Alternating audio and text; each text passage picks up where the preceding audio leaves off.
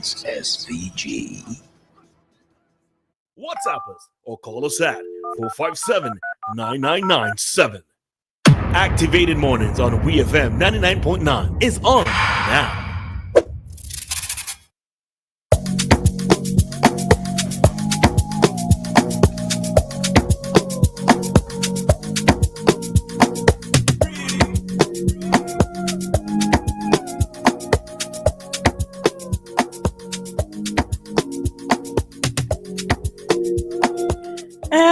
We are back for the final time of the morning in our Talk to Us segment, which means that now more than ever you are free to call us 457-9997 if you want to discuss something that we talked about this morning and you just feel like you have a new point and you want to raise that point. Sure, no problem.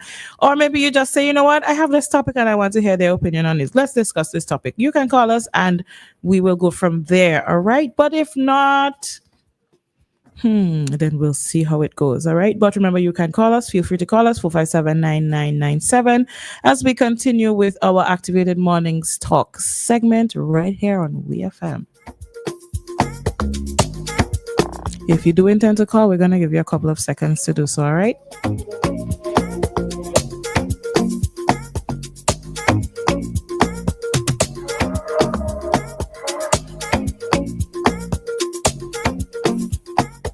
All right. I think that was more than the 10 seconds that is usually given. I did not count properly. Okay. But anyways, here we are with our final talk segment of the morning, and we have something for you. So, listener, I want you to tell me, how would you respond to a friend? How would you react to a friend who you think is being a little bit inconsiderate during a time of your life when you are experiencing loss, right? So the question, how would you react to a friend, perhaps a really good friend that you think that during this time that you're experiencing a loss of a family member, this person is being inconsiderate, and you just, how would you go from there?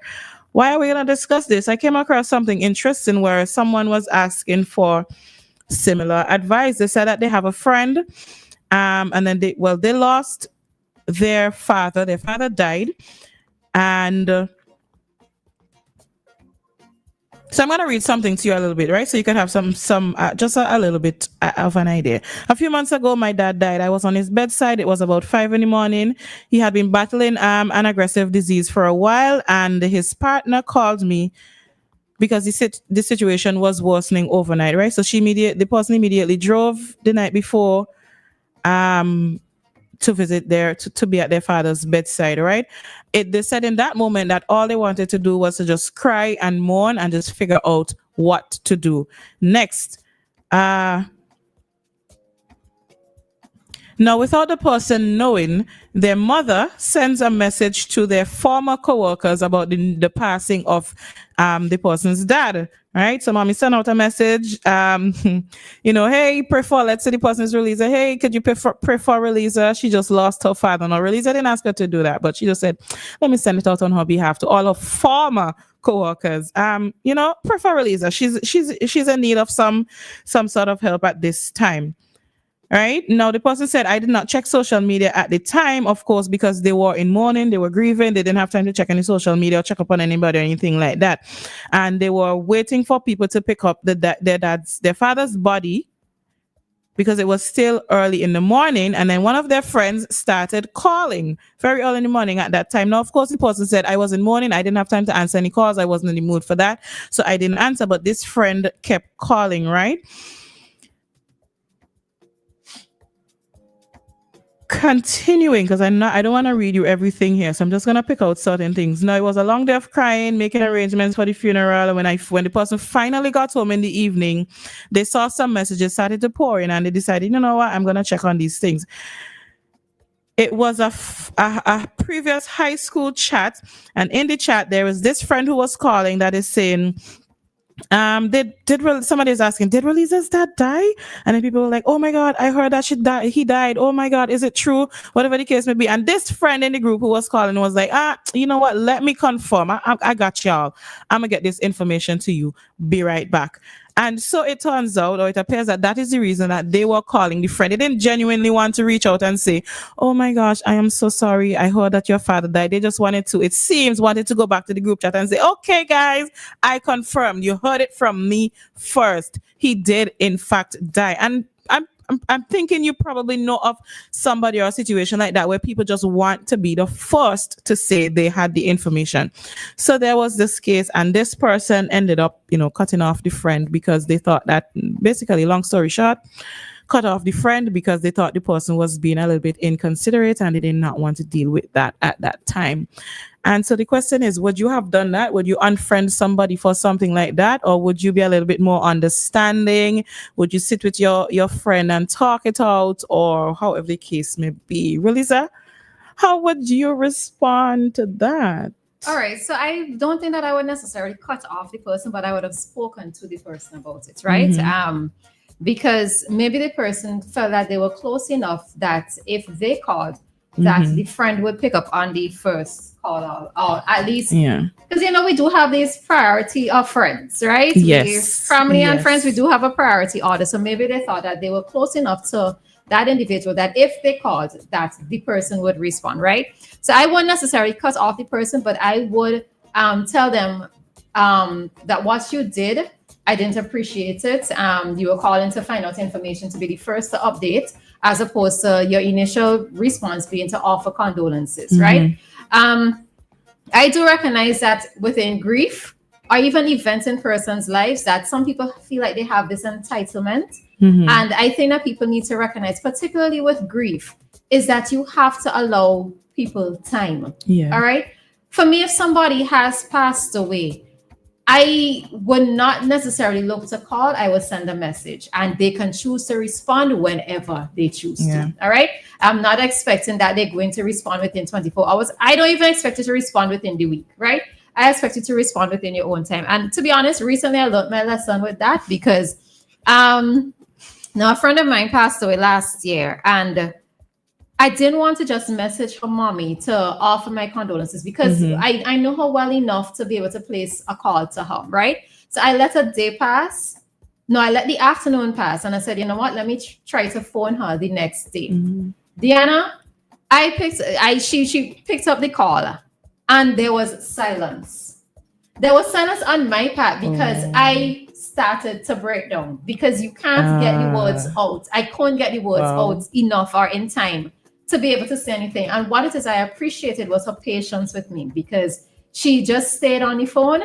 And then when I finally got the words out, she said that she understood, but I said I would never want to do that again to somebody, because if I don't think that I'm strong enough to make a call to somebody, then, just don't do it at all, because you're going to cause them to break down again. They're already going through grief and etc. So I said, never me again doing that, right? So interestingly, I started to message her, and then she called me. So, she ended up getting a text message on top of the call itself. But, the thing of it is that we have to give people time to grieve, and you can't take it personally if somebody does not respond to you.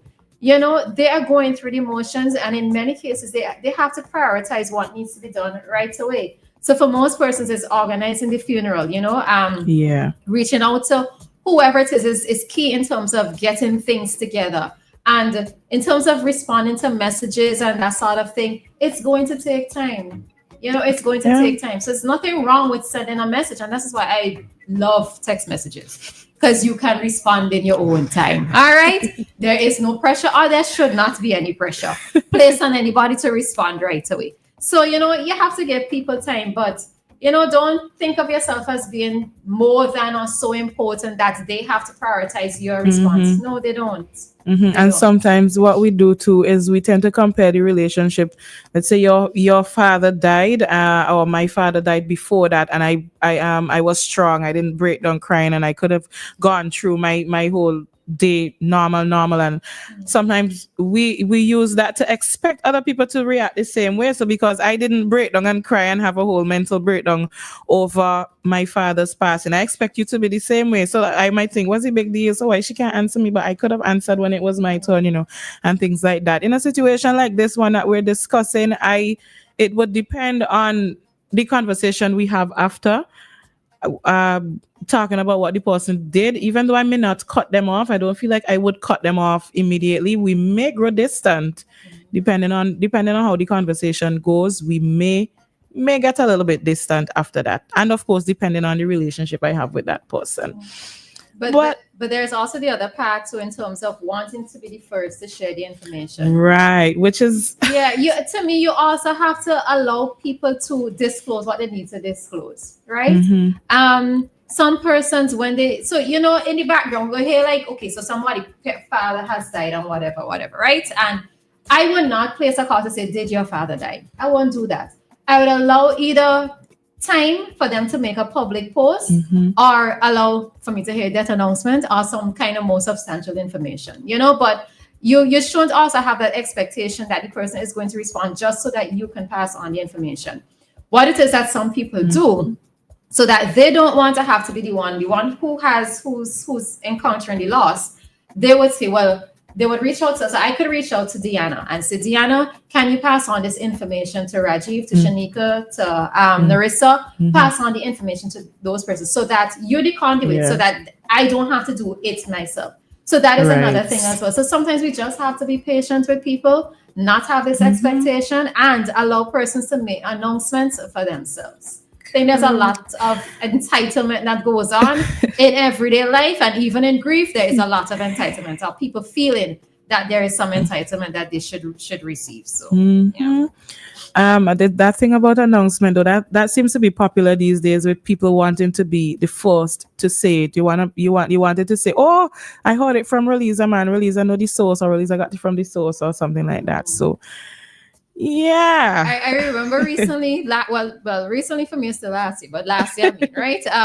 So it had a cousin of mine passed away, teacher passed away, and how it is I found out was so interesting because somebody messaged me and they said, my condolences to you. So I'm there like, condolences for what, So then the person realizing that I did not share the information, they said, check in with your family. So of course I didn't want to have to go and message anybody directly. So I looked for status updates, right? I looked for particular status updates, and that was how I got the confirmation. And you know why this is? I understood exactly where the person was coming from because persons knew of us being relatively close and that sort of thing. But it's just how it is information was received and how it is I found it. And I suppose there isn't any good way to find out that somebody has passed on, but sometimes it's just interesting how people find out the death of someone.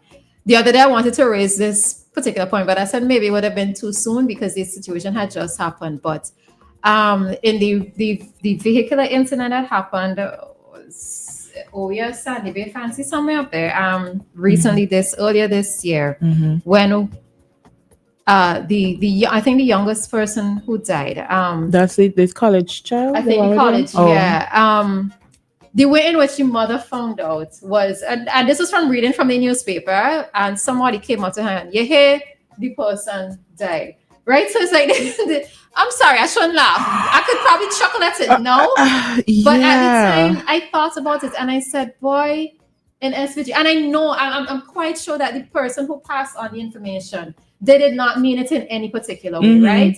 But they did not know whether or not the mother had found out. And they just kind of like shouted, did you hear? You hear such and such passed away. And I'm there like, boy, we really do need to do better as a society when it comes to breaking bad news, right? Yeah. And I know that not everybody, I know that the person was not ill-intentioned. I can say that they were not ill-intentioned. But we really and truly just need to work on how it is we break bad news. Sometimes you just need to ask the person, have a seat. Let me talk to you for a second.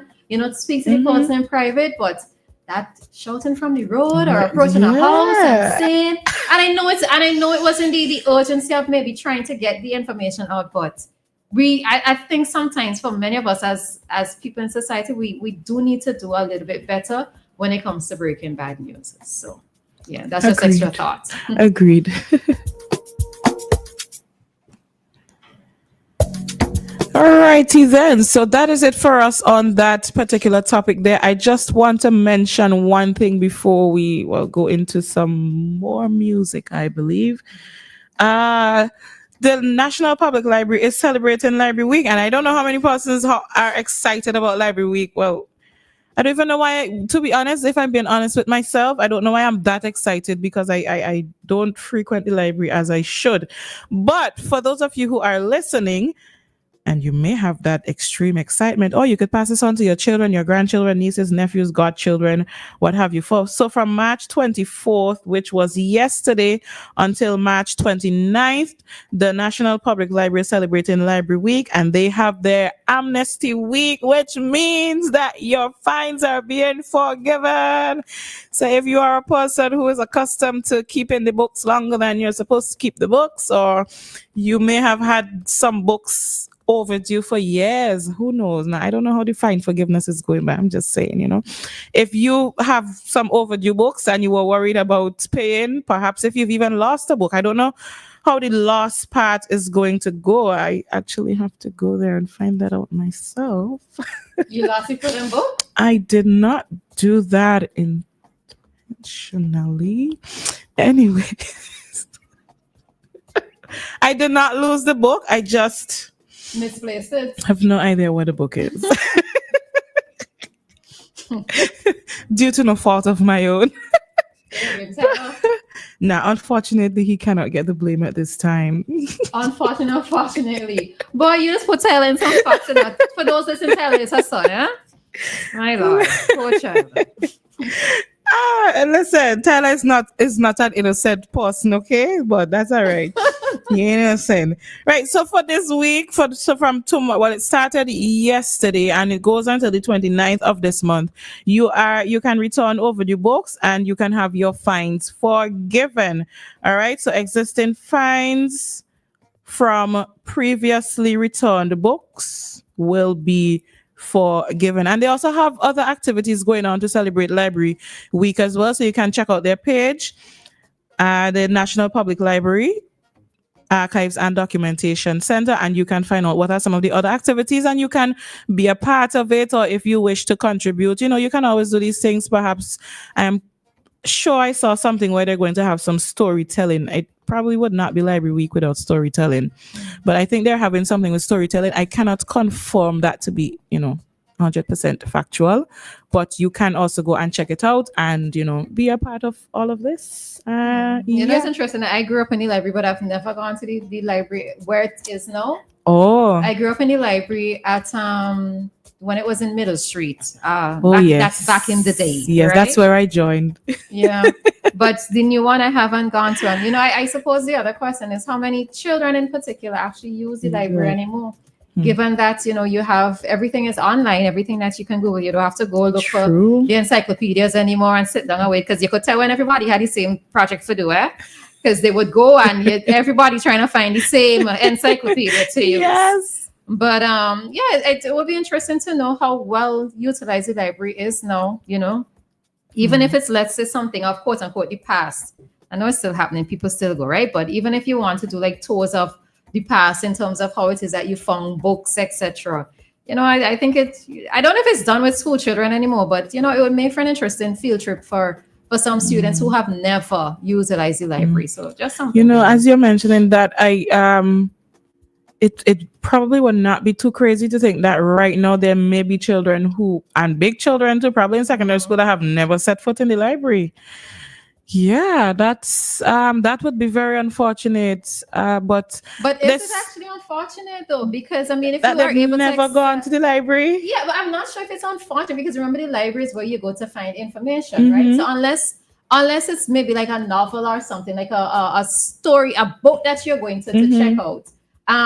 So yes, it could be good in that sense, where if it's just a book that you want to borrow, as opposed to having to buy books and have your library at home, so then it's fine. But in terms of its information for school-based research information, etc., you kind of don't have to go, Well, that is true, but as a book lover, I would like you to experience the place where books reside, or at least one of the places.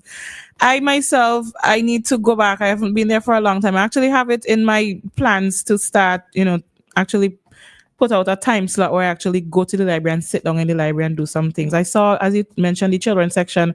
I saw a video where they were talking about, I think, the updating of their children's section, and some of the things that they have there. Okay. Hi, caller. You all have taken me back to my childhood. I used to live in the library. I mean, all Kingston children lived in the library. By the time we were 7 years old, we just simply lived down there every single day after school. That's where you went. And when it's the weekend, had the story. What did you call it just now? Storytelling? Yeah. No, but at every weekend they had somewhere along the line they brought in that one. And all the children used to go to storytelling. Oh, you make me want to weep. I don't know last year I saw library. Yeah, and that's the thing, because it was the same thing for me. Like on afternoons after school, mommy would tell us to meet her by the library. So after school we would be there. Sometimes on holidays, rather than being at home, she would send us to the library for the whole day, right? And there also was the library summer program, which we used to, my sister and I used to take part in. So it's the same thing for me, Miss Harold. Like that's why I said I grew up in the library. Yes. Okay then. Right. All right. Take care. Nice. Alrighty then. It is 9:46. That means that we're finished with what we're talking about here. Actually, we're finished with all our talking for the morning, and we're going to head into our community dateline right at this moment. 99.9